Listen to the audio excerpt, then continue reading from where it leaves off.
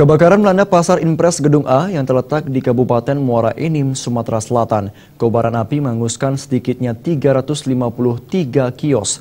Tidak ada korban jiwa dalam peristiwa ini, namun kerugian diperkirakan mencapai miliaran rupiah.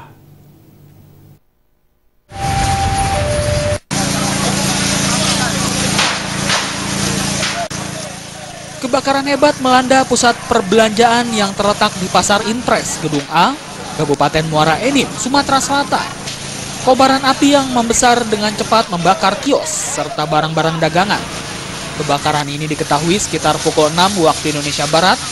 Akibat peristiwa ini, sedikitnya 353 lapak atau kios beserta barang dagangan ikut hangus terbakar. Api diketahui berasal dari salah satu kios pedagang kelontong. Dugaan sementara, kebakaran ini akibat dari korsleting aliran listrik. Api itu diperkirakan dari listrik, listrik lampu kan. Sekitar jam berapa, Kak? Sekitar kejadian itu jam 5:30.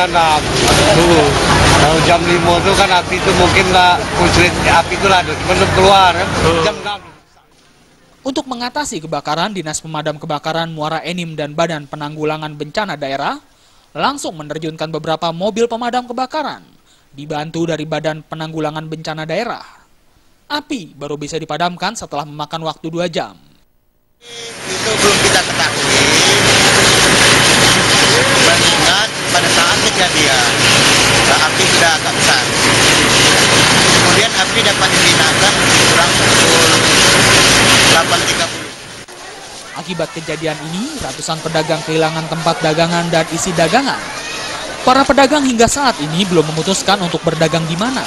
Mereka berharap ada bantuan dari pemerintahan setempat. Tidak ada korban jiwa dalam kebakaran ini, namun kerugian diperkirakan mencapai miliaran rupiah.